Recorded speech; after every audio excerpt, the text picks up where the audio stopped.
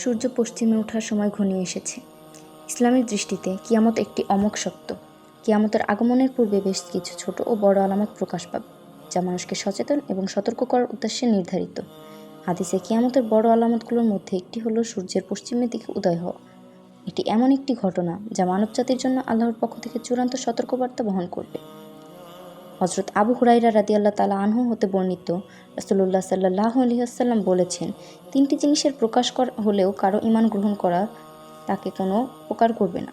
যখন সূর্য পশ্চিম দিক থেকে উদিত হবে, দাজ্জাল প্রকাশ পাবে এবং চতুষ্পদ জন্তু বের হবে। সহিহ মুসলিম 157। আরেক হাদিসে উল্লেখ রয়েছে, রাসূলুল্লাহ সাল্লাল্লাহু আলাইহি ওয়াসাল্লাম বলেছেন, সূর্য পশ্চিম দিক থেকে উদিত হবে, তখন সব মানুষ তা দেখতে পাবে এবং ঈমান আনতে চাইবে, কিন্তু সেই সময় ঈমান গ্রহণ করা তাদের কোনো কাজে আসবে না।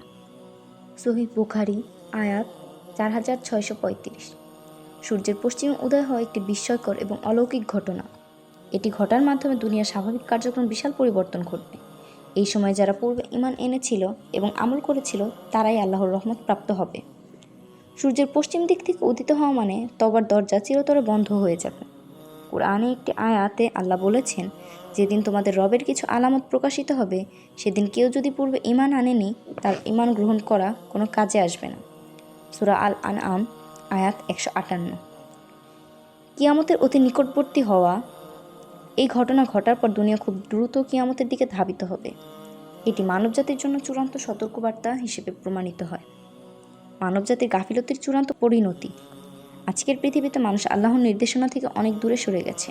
সূর্যের পশ্চিমে উদয় হওয়া হবে সেই সময় যখন মানুষ তার ভুল বুঝতে পারলেও আর ফিরে আসার সুযোগ পাবে না।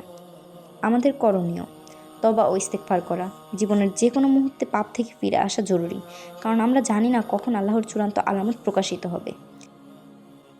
ইবাদত বন্দেগী বাড়ানো, নিয়মিত সালাত, কুরআন তিলাওয়াত এবং নফল ইবাদতে মনোনিবেশ করতে হবে।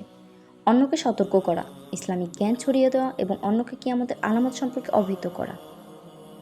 সূর্যের পশ্চিমে উদয় হওয়া একটি অতি প্রাকৃত ঘটনা, যা কিয়ামতের বড় আলামত হিসেবে আসবে। এটি আল্লাহর পক্ষ থেকে মানুষের জন্য শেষ সতর্কতা। তাই এখন থেকে আমাদের উচিত নিজেদের সংশোধন করা, ঈমানকে মজবুত করা এবং আল্লাহর কাছে ক্ষমা প্রার্থনা করা।